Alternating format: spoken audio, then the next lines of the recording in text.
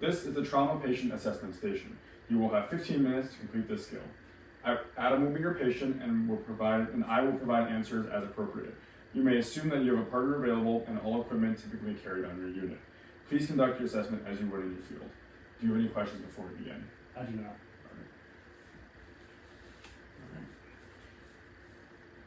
You are dispatched to a 2-car motor vehicle collision with airbag deployment noted and one patient outside on the ground next to supine.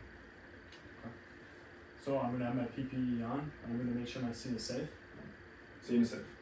Okay, so now I'm going to determine my mechanism of injury. My mechanism of injury is a motor vehicle accident, and then I'm going to determine that this is my only patient. Is this my only patient? Yes. So I'm going to request additional EMS assistance as necessary throughout this. As of right now, I do not think that is necessary. I'm going to stabilize the spine using a C-collar because my patient is supine after a motor vehicle accident.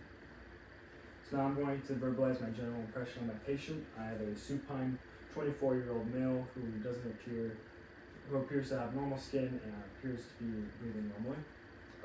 You have a 26-year-old male patient who is laying unconscious on the ground with visible injuries noted. Okay. So I'm going to determine my patient's level of consciousness. Hey, are you okay? No response. I'm going to pitch at the base of your trap. There's no response. So my patient is unresponsive on the APVU scale, and that is a life threat as well. So now I'm going to open my patient's airway using a modified jaw thrust. Airway is opened. Do I note any sort of secretions in the airway? No. Okay, so I'm now going to insert an oral OPA to keep my airway open, and I'm going to continue using modified jaw thrust. So now I'm going to take my patient's breathing rate and depth, and I'm also going to grab a carotid pulse. You feel a strong carotid pulse, and breathing is noted at 22 and slightly labored. Slightly labored. I'm going to attach my patient to a BDM. Do I know my patient's pulse ox yield? Pulse ox is sitting at approximately 90%. 90%. Yeah, I'm going to attach my patient to a BDM on 15 liters of supplemental oxygen, and I'm going to be watching that pulse ox as well. I've checked my patient's pulse, and I've initiated my oxygen therapy. I'm now going to assess my patient's skin. Skin is pale, cool, and clammy. Okay, so my patient might be getting a little shocky here, and I'm going to assess for any injuries that could cause harm to breathing, just making sure there's bilateral chest rise. And then I'm going to do my blood sweep. So I'm going to start at the head and make sure that there is no major bleeding. You know major pulling coming out from the anterior femur.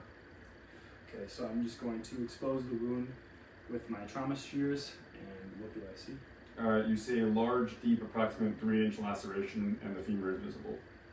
Okay, is there bleeding? Correct. There is heavy spurting blood. Okay, I'm going to apply direct pressure with a 4x4. All right. Bleeding is not controlled. Okay, I'm going to apply a tourniquet high and tight, and I'm also going to mark the time. Time is noted, and bleeding is controlled. Okay, I'm going to bandage the wound on the leg.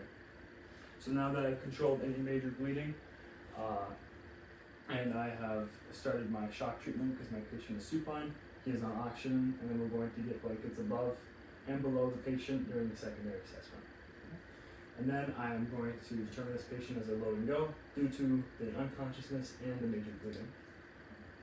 So I'm going to continue this assessment in the ambulance.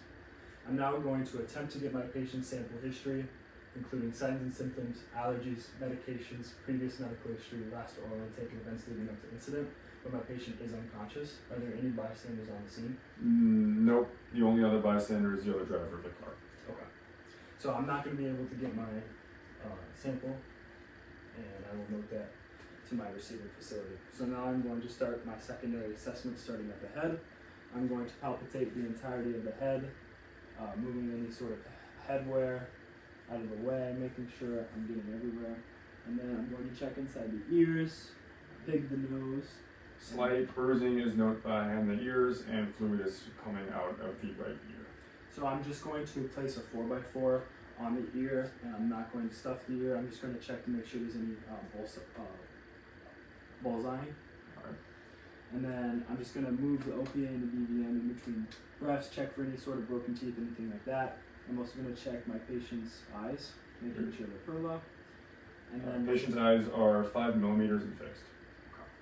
And then I am going to walk down my patient's spine before I had applied the C-collar. And then I'm also going to check for tracheal deviation and jugular vein distension. No tracheal deviation or jugular vein distension is present. Okay, then I'm going to walk down my patient's sternum, 1, 2, 3.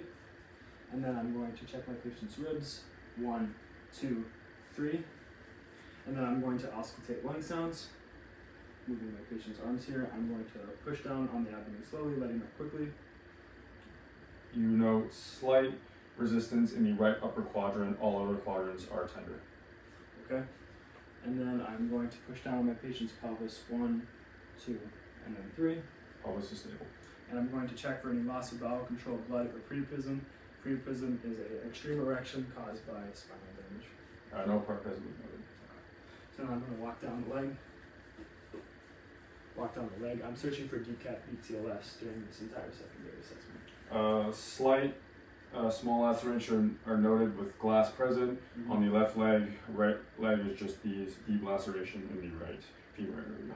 Okay, if my patient is conscious, I'd have them push up, press down.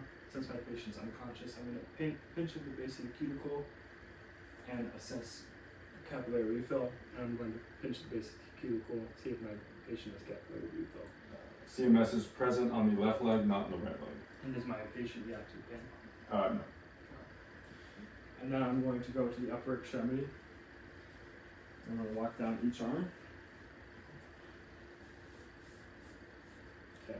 And then if my patient is conscious, I'd have them squeeze my fingers as hard as I can. But I'm going to pinch the base of the cuticle and check for capillary refill. CMS is present. However, on the left side, you note a possible radial fracture. Okay. So if we have time, we're going to splint that radial fracture with a cardboard splint. However, it is not. Or we could just attach it to the stretcher as well and immobilize it that way. Okay. And then I'm going to check my patient's back. So on the head's count, we'll roll, and then I'm going to walk down the spine, and I'm going to pad the buttocks area and the back of the legs as well. Back is stable and buttocks are stable. Okay, at this time, I'm going to get my patient's vital signs. So I'm going to get a pulse, respirations, and then blood pressure via palpation. Your blood pressure is now 72/40. Pulse is 132. Respirations are now 8 and shallow. Okay. And then my field impression of my patient is just, I have a patient that was in a motor vehicle accident, suffered a deep laceration on the anterior of the thigh, and has possible internal bleeding to the right upper quadrant due to firmness in the abdomen. And then I'm going to state all of my treatments. So we treated for shock by placing him supine. We got him on oxygen, and then we placed blankets above and below our patient. And we also applied a tourniquet with the time noted on the patient's forehead with a piece of tape. And then just noting the possible internal bleeding as well. And then I'm going to reassess this patient every 5 minutes because they are shocky and unstable. And then I'm going to give my accurate verbal report to my receiving EMS facility. Is there any other interventions or treatments you'd like to perform at this time?